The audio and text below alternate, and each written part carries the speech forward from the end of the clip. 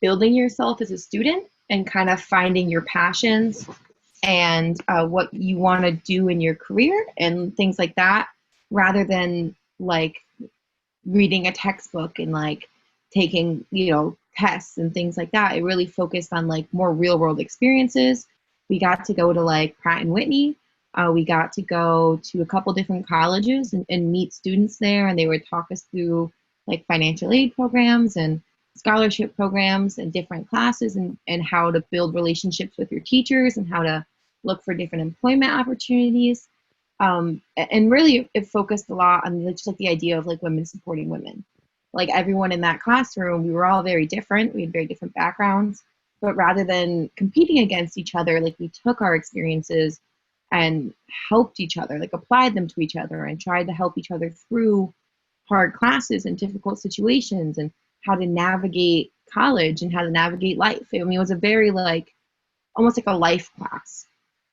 We did have a textbook. It was called navigating schools.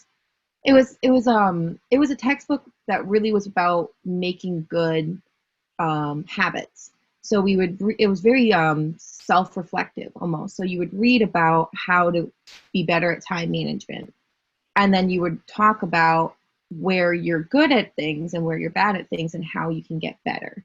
And that was really interesting. That's the first class I ever had that really was self-reflective like that, because it would take a concept that's really important, like time management, and then have you assess yourself on where you're strong with it, where you're bad with it, and then almost give advice as to how you could be better with it so you can be a better student and just be better in life itself, which was cool. I think that was probably the only textbook I've ever read cover to cover and actually enjoyed, and like would read again, if that makes sense. So yeah, that was Yeah, my experience. Ooh, I'm sorry, it's breaking up. oh, sorry, can you hear me? Yes, I can. Can you share about your chance to go to the conference that was particularly about opportunities for women in STEM and Yeah, meeting the other women who had gone to community college there? so Wheaton College in Mass, they do the Wheaton Summit for Women in STEM. And last spring, I was invited to go by Jess and by Elizabeth, who were the program coordinators at MCC, as well as the teachers. And I had gone, I was in the middle of chemistry at the time, and I wasn't doing the best in the class. I was struggling. And I was feeling just a little bit down at the time. I was taking a full course load, and it was harder than it had been in the past. And sometimes, especially in that time, I was getting a little frustrated. It was the end of my second year, but I wasn't ready to like quite graduate. And so I felt like a little behind. And I kind of had some like mixed emotions about my experience at community college at that time and about being able to go on to a four-year school. So when I went to Wheaton, it was the first opportunity I had to meet successful women in STEM who had started at a community college like I had. And a lot of them had faced a lot more oppression than I have. And the first speaker they had was absolutely astronomical. She was one of the first women to go to her college.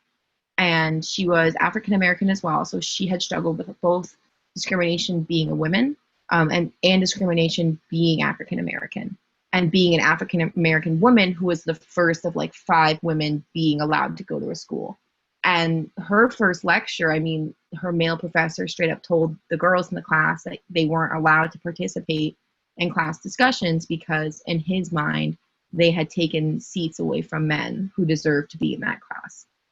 And so that was incredibly sad, but incredibly powerful, because she was standing in front of us now, and she was, I think, late 60s, having achieved like a couple of masters. She had a doctorate degree. She had done research. I mean, she had like honorary titles and different like achievements that she had done throughout her career, even having started at such a low point and with so much against her and so much that she had to overcome.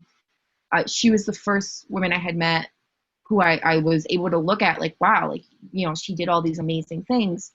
and she had started in a situation very similar to mine. So it was almost like that light bulb moment where it's not just, oh, you can do whatever you want to do, like you can be whoever you want to be, and you're like, all right, like that's nice, but that's not how the world works. It was kind of that light bulb to like, no, like you can do that. Like it's not going to be easy. There's going to be times when you don't want to have to fight, you don't want to have to push uphill, but if you do it, like you really can get to that place. It's all about just keep pushing, keep pushing, keep pushing, keep chugging, like whatever you have to do, even if it takes a little bit longer.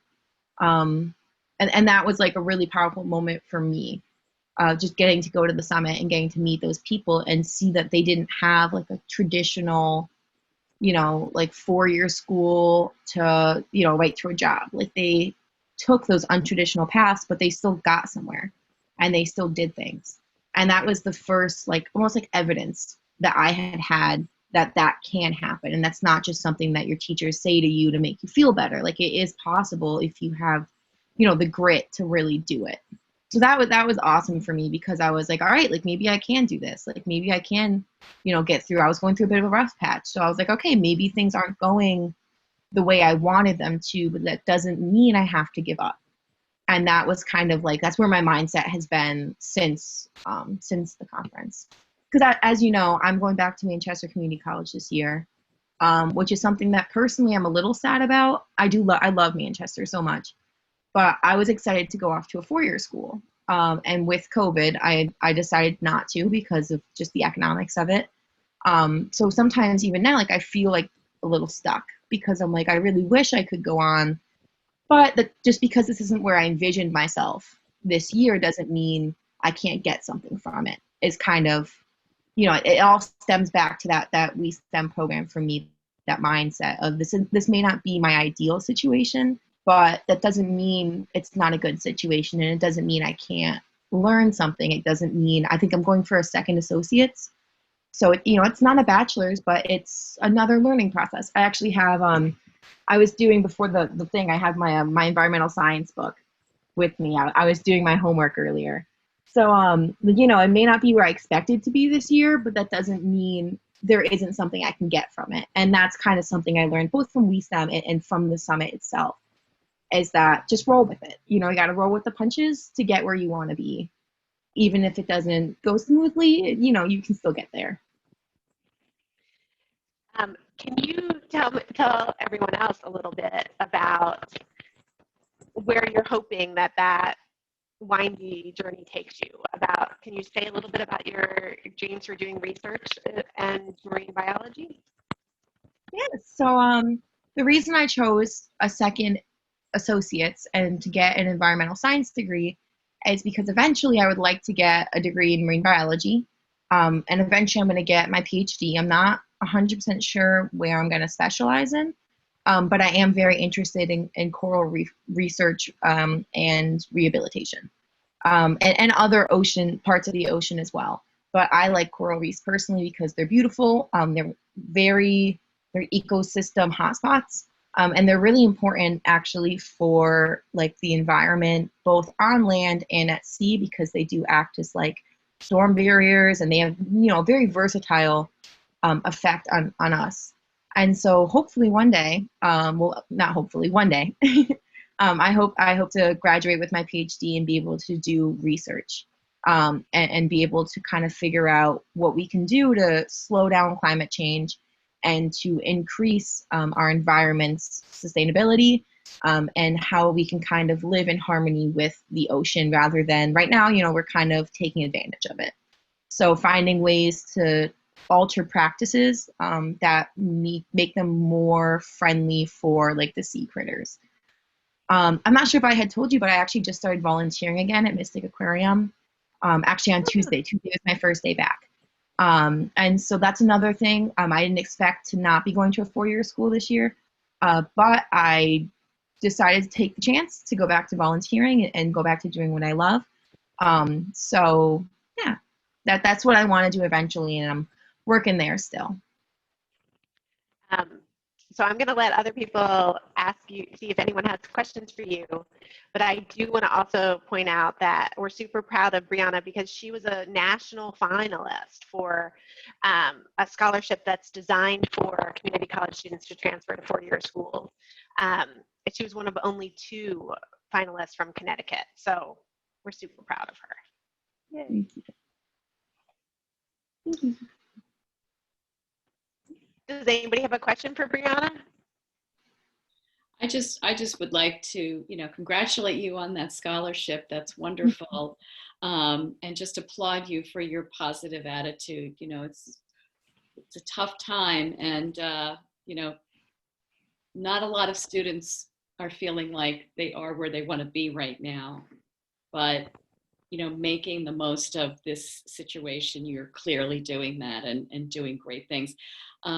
I guess because Aurora funds part of the program at WiStem at Manchester, I was wondering if you've ever reflected on, if you didn't have that experience, how that might have changed how you experienced your time at Manchester. Yeah, so it definitely would have changed it a lot. Jess and Elizabeth have been amazing. Again, they were my teachers for that class. They helped me grow a lot more self-confidence. They helped me acknowledge some bad habits I had. I mean, there are certain classes like chem, I don't think I could have gotten through that class without them. Because, when I was in a really bad place, like when I felt really overwhelmed, like they were the ones who reminded me of the resources I had. Go to the academic support center. I had an issue personally with feeling like if I wasn't doing it myself, I wasn't achieving it. And Jess and Elizabeth were the ones who were like, there's nothing wrong with getting tutoring. There's nothing wrong with asking for help.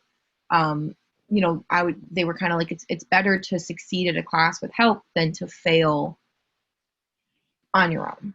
And that was something I think I would have struggled a lot harder in some of my harder classes without that guidance, because I was not being an efficient student. I was, really struggling and refusing to ask for help. And they were the ones who really opened up that whole world to me of building a network and finding support. And they also really were in my corner. They got me some amazing opportunities. I was a lab assistant with Jessica. Actually, she's the lab. She runs the lab at NCC. So when she got extra money and she had an opening for someone, she was the one who contacted me and said, "Are you interested in this?" And Elizabeth also reached out to me when she needed an intern, and was like, "This is like what you want to do." It was working with aquaponics. So, I mean, I definitely think without WiStem, I wouldn't be the same person I am. I wouldn't be in the same position I am, and I wouldn't have had amazing opportunities. I mean, even the scholarship, Elizabeth's the one who told me about the scholarship. She's the one who encouraged me to apply. Jess wrote me an amazing letter of recommendation, as did Jen, actually, Steadman. And I never would have met Jen without WiStem either. So like really WiStem kind of shaped where I am right now in my life. And I would not be, I don't think, where I am without them. I think I definitely would have gotten lost, because they're the ones who really encouraged me to be fearless and to try new things. And I think I was very stuck before in a area of like very self-isolation. Like I have to just do this myself. Like I can't ask for help. I didn't have a network. And I wasn't comfortable trying new things. So really they pushed me really hard to be a better version of myself. So I would 100% not be where I am today without the WiStem program. I'm a huge advocate for it.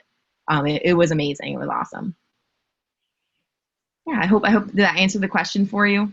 That's great. Thank you. And building that and understanding the importance of a network is such a wonderful thing to learn, now, because that is, that's how the world opens up for everybody. And a lot of students, like you said, are resistant to that. I want to do it myself. I don't want the help.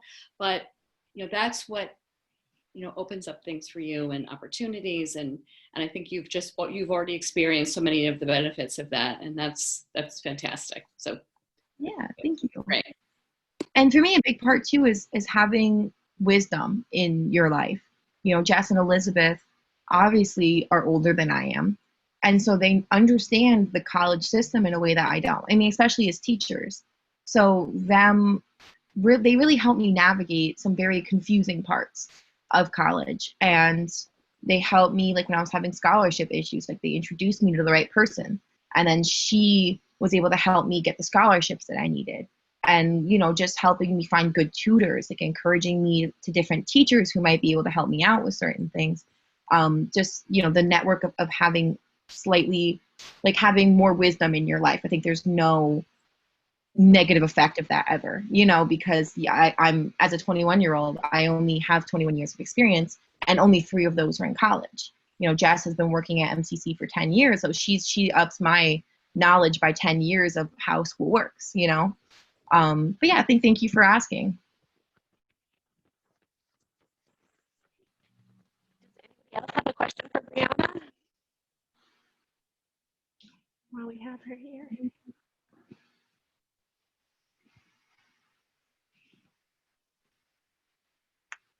The other thing that you should know about Brianna is that she very bravely volunteered to speak to our 100 Men group last year. So she faced down a room full of businessmen and students and told her story, and was so fabulous. And talk about a life experience that you I feel like Brianna can go into any room now. That was nerve-wracking. I was like, all right, like here we go. It was an experience. They were all so nice though. I mean, they were all like some of the nicest guys I've ever met, very supportive. But yeah, that was nerve-wracking. I was like, you want me to what? Walk into a room of men? All right. Yeah, but so it's one of the many, many reasons that I am super proud of you. That was an amazing day when you did such a great job. And so, if anybody else has any questions, we'll let Brianna get back to her homework. But thanks so much, as always. You were such a great spokesperson for WiStem, but mostly it's just so inspiring to see the way that you are working so hard to make your dreams come true. And Aurora has played just a tiny part of it in it, but we couldn't be any more proud of you. Oh, thank you. I'm happy to be a part of it whenever I can. And so Brianna's going to be featured at the luncheon. So yay, you can hear more of her fabulous story. Awesome. Yeah, I hope to see you all there. Thanks, Brianna. So much. Thank you. Have a good day, guys. Thanks so much. Awesome. So that is a fun and inspiring way to spend your lunch hour on the Thursday before Labor Day, getting to talk to Brianna. Did anyone think of any questions about the logistics or anything else about Aurora or about the luncheon?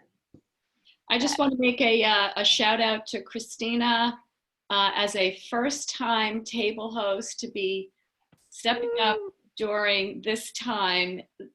We really appreciate it. I didn't mention it at the start, but I'm on the luncheon committee and I'm on the subcommittee for table hosts. So if you have any questions, help in how to, solicit people to sit at your table, please feel free to reach out to me or to Karen Binkhorst, who is not on the call today, but she is the co-chair of that committee, and you're awesome. Thanks so much. Thank you so much. I'm really excited to be back working with all of you. Unfortunately in the last couple of years I wasn't able to, but I'm very pleased to just this 1 hour, as Jennifer said, of just listening to all these intelligent, impactful women is exactly what I need as I start remote learning with my own 2 little girls. So thank you. Well, thank you. and all the table hosts, but as a first time stepping up during a pandemic, that's terrific. Thank you. And Kate Eikel is a first-time table host as well, and even joined the lunch committee, jumped in with both feet. So I'm sorry, we'll have Kate. to connect. Oh, no problem. I'm also home with three little kids, Christina. That's why I've been kind of mute and not saying a lot. But yeah, it's great to connect with you guys. And Brianna, your story is so inspiring. One of my first jobs, I should mention, out of college was looking at women's persistence in STEM fields, like an early on study. And we found that it wasn't grades that mattered. Women who left often had higher grades than men, and it was persistence even beyond that. So it drove home to me when you spoke about how important women's support for each other is in the STEM area. So it was really wonderful to hear your story. Thank you for sharing with that. And I look forward to hearing more stories at the luncheon in a few weeks or next month. Thank you. All right. Well, thank you all so much for joining us. Thank you for persisting through the Zoom snafu, everyone. Yeah, thank you. Feel free to reach out with any questions, any other stuff, anything else that we can provide. We can't thank you enough. We absolutely won't meet our fundraising goals without your help, and so we really can't thank you enough for stepping up for women and girls in the community. It is super heartwarming to me, so thanks so much. All right. Thank you. Have a great Have day, a everyone. good Thanks for afternoon. coming. Thanks, everyone. Enjoy your weekend. Take Thank care. you, everyone. Thanks.